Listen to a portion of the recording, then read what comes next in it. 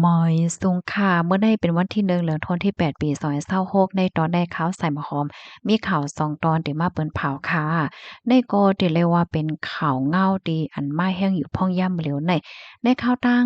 ลายจงม่วงก้อยก้นปลายพี่หลวมเข้าเมืองมีนับอ่านโคหมื่นมั่นค่ะสายงายเงาไล่อันเป็นว่าอยู่พ่องย่ำเหลวในตั้งปอตอนแลนลิ้นเซียวตาแหน่อันเป็นนาลินพ่องงำ โตเจ้าเก่าของสเปนตั้งปอตอนกลแอฟริกาเหนืออันติดซับกันตั้งเมืองโมร็อกโกนั่นนะคะก็โฮบทบยาลองเข่งต้าก้นปลายเพหลงปอกกำใหญ่นะคะลองตั้งไล่หัวย้อยมันเป็นหือไหนเฮามาถ่อมก่อนเป็นตอนค่ะตอนที่หนึ่งค่ะเกิดอีหังเคินนั่นน่ะเนาะเงาหงามันเป็นหือเฮ็ดไหนในข่าวตั้งบอก24ถึง48ชั่วโมงกันนานก้อยมีก้นปลายเพ กำนำแต่ก็เป็นเจ้ามอร็อกโกและเจ้าแอฟริกันค่ะหมอก49,000ถึง50,000ก่อจังไหนนะคัดจ่ายรวมเข้าเมืองค่ะเนาะเจอเขาได้ลุยน้ำหว่าก้านเคินโฮว่าเฮ็ดเนี่ย เปิดตาลูกดีเมืองโมร็อกโกเฮียก็เข้าสู่จู้ที่เมืองเซลตาในไล่ฮู้ว่าเส้นสายไหมก้นปลายเพศตั้งหนำตั้งหลายอันในคณะเพราะว่ามาแต่งเรื่องกันตั้งก้นในเปิ้นตีไหนเป็น2ใน3เหี่ยวในย้อนว่าเปิ้นตีตีไหนมีก้นหวานก้นเมืองอยู่85,000เฮงก็เจิ้นให้ค่ะก็มีพรตุ้มยอนค่ะเนาะย้อนก็เปิ้นว่าโฮเซาก้นปลายเพว่าตั้งกินตั้งย่ำว่า เอ็นแห้งปลิกว่าซองว่าเฮ็ดจั่งใดมันไขหับไหลตั้งก้นปลายเพลงเข้ามาตั้งน้ำตั้งหลายลงปอฐานนายแย้วเฮ็ดให้นั่นน่ะเนาะข้าวยามสืบมาเนี่ยค่ะตั้งฝ่ายจอมพ่องหลงสเปนเนี่ยก็ลาดว่าตั้งฝ่ายจุ้มกล้าก้นเขานะเขาก็เอาตื้อตั้งค่ะเนาะเมื่อมีข่าวลือเกี่ยวกับเลยลองคอแดบตัดในลุมตะลาสเปงที่อันลาดว่าก้นปลายเพอันมีวัดมีไหว้นั่นเมื่อว่ามาถึงเหย้าเนี่ยจึงได้จ้างเอาโตเจอเขาในส่งปอกเมืองกำเหลียวได้ไล่ได้ไล่ผ่านป้นคอแดบตัดคอทัดถองที่ปักเปิงเสกวนให้ได้นั่นน่ะเพราะว่ามันมีข่าวเงาจังไหนยาวก่อเนี่ย ก็เฮ็ดให้ก้นอันเปิ้นปลายเพว่าสังว่าจังได๋ในอ่อนกันไหลเข้าตั้งน้ำตั้งหลายเฮ็ดให้อ่อนฝ่ายหนึ่งเนี่ยก็มันจะเป็นย้อนตั้งฝ่ายเจ้าหน้าที่ของโมร็อกโกแน่ย้อนย่านนั่นน่ะเนาะถึงที่ก้นเขาเนี่ยก็จังออกเบิ่งให้ก็ข้ามเข้ามาตั้งสเปกในตั้งน้ำตั้งหลายเฮ็ดจั่งใดอ้อไล่ฮู้ว่ามันก็มีลองลู่ลองซุ่มเนี่ยค่ะนะมีข่าวเงาอันยืนยันไล่นั่นว่ามีคนรู้สิ่งสายใจเหย้าที่เอกพัน 34-57ก็กำนำแต่ก็เป็นย้อนก็เปอว่าจมน้ำเมื่อพ้องที่อันเจอเขาเข้าใจคำน้ำแหวก็เขาในเมืองสเปนค่ะแล้วเสร็จนั้นก็ลองเหยียบกันว่าสังว่าจังไดก็เปอว่าโก้ในมันน้ำแห้งน่ะอัลลาเนี่ยค่ะอยู่ดีจอมพ่องหลวงเมืองสเปนเนี่ยก็เลยสั่งการให้ส่งรับซื้อค่ะปยกเอ็นแห้งปลีกว่าสังว่าจังไดเขามากดทัดกวาดล้างก้มกำในเปิ้นตีค่ะเปิดรักษาลองห่มลม ลองลอดเพของก้นวันก้นเมืองเฮ็ดไหนนะกำในตั้งฝ่ายเซิกฝ่ายเปล็กสเปงเนี่ยก็โคเมอร์กันตั้งฝ่ายโมร็อกโกค่ะกับสืบกาบสารกันเหี่ยวก็ไล่เอาโตก้นปลายเพในส่งขอดีโมร็อกโกไล่เหย้า37,000เฮงหาปากก็เฮ็ดจังไหนอ้ออิงเนอเปิงเป็นอันไหนเหี่ยวก็ไหนมันเป็นข่าวเงาลือหลังลงกว่าเสียก็มันก็ตุ้มย้อนป้าฝ่ายตั้งการเมืองว่าสังว่าจังไหนป้าเฮ็ดไหนค่ะอ้อเลอเซนั่นค่ะนะ เลอเซนนั่นค่ะเนาะมันเติกเคิกป้าลองวีสาแล้วจังเนี่ยเนาะย้อนก็เปว่าเซลตาและเมริยาได้เป็นเรียนลิ้นตีเหลียวก้วยเนี่ยค่ะว่านะอันกายจู้วงกลางกลแอฟริกาและดังยุโรปค่ะเปิงเป็นได้ปอกกำในค่ะเนาะก็ถึงที่เฮ็ดให้อันในยุโรปค่ะเนาะก็มีรวงปัญหาปฏิคัดกันมาเนี่ยค่ะมังจื้อเนาะหลายๆเมืองโฮมพาถึงเมืองอิตาลีค่ะ ก็ออกมามีเปิงหับก้นปลายเพศของสเปนค่ะแลหมังเมืองในค่ะนะถึงขั้นตีหลอกเงิดว่าเตกึดขอตกลงอันฟรีวีซา Schengen ตั้งสเปงยาวเฮ็ดจั่งใดออกข้อมูลอันในคาริเบียนว่าที่ห้องการข่าว AFP ต่างไว้ค่ะ พี่น้องเขาถ่อมขาโหแนวหันถึงจึงหึงพองก็เป็นอันหันแค่พังเดียวก็เป็นอันเลตกใจเหมือนกันค่ะเนาะในข่าวตั้งหลายจุโมงก้วยนี่ค่ะนะก้นปลายเพศในพี่น้องเขาด้วยรู้ซัมป้อนลำบ่หังกว่าเสียงหมดนี่ค่ะเนาะมาเจอก็โกนี่ค่ะเนาะ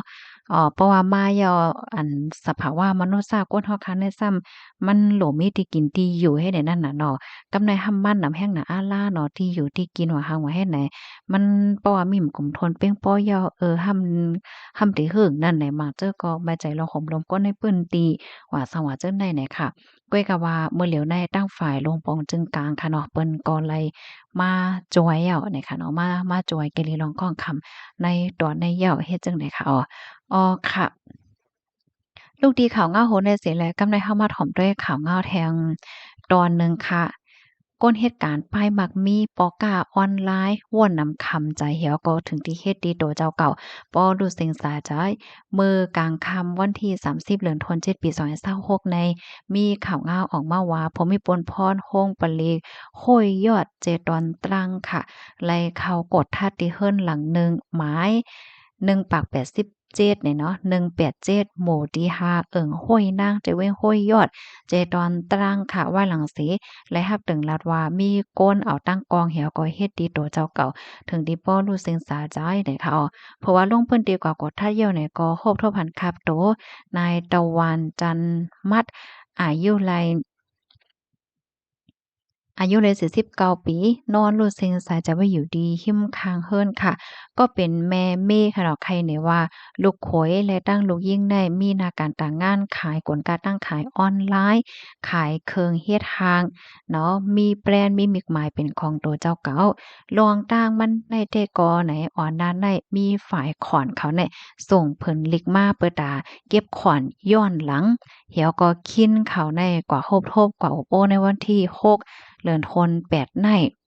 เส้นสายไม้เดลัยปันกาหือตั้งนำเงินกาขวัญเดลัยเซ็งกาหือได้โหเนาะก้วยกาคาล่ามได้ก่อเล็บได้เป็นนับอ่านโหลานมันอยู่จังเนี่ยเนาะ อันเป็นลูกยิ่งแลลูกเขยนั่นแหละเขาก็ขายผลการตั้งขายออนไลน์ในมาหมอก10ปีเจ้าแนวอะเมื่อกาก่อนป้นมาก็จ่ายคอนอยู่ตาเสกูปีค่ะก็น่ะว่าหมอก2ปีด้วยป้นมาได้ซ้ำไหนไล่เพิ่มขายตั้งออนไลน์เนาะมันจังว่าไลฟ์ขายว่าสังว่าเฮ็ดจังเนี้ยค่ะก็ถึงดีเฮ็ดให้มีมาลองของคำถุงยาเปิ้นย้อนเก็บขวัญย้อนหลัง2ปีเฮ็ดจังไหนอ้อ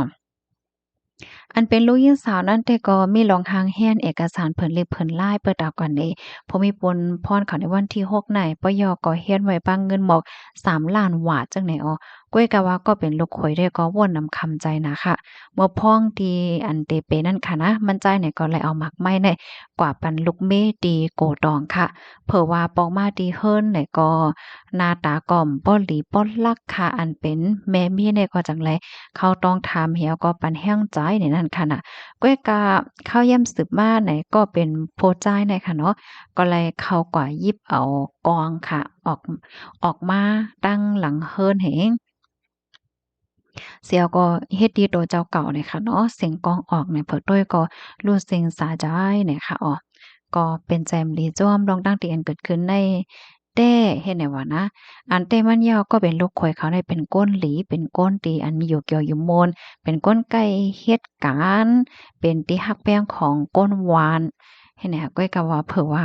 ย่าย้อนเก็บขวัญย้อนหลังเนี่ยก็ถึงที่เฮ็ดให้วนนำคำใจเสียแลวนปอดกว่าจังไหนเนี่ยข้อมูลตอนนี้ก็ค่ะเลยปีมาที่ห้องการข่าววันนิวส์ต่างไว้ค่ะพี่น้องเฮาเขาถ่อมข่าวโหแนวหันเถินจังหือพองเพราะว่าเฮามาลาดเกี่ยวกับไปลองขวานในคณะข้าวใส่หมอหอมขย้อนปั่นฟางถึงบรรพี่น้องเฮาค่ะเนาะเมื่อเหลียวในมันเหมือนเมื่อกูปอกแย้วเลยค่ะนะเบิ่งลงมาได้แต่ก็เป็นก้นตีอันกล้าๆข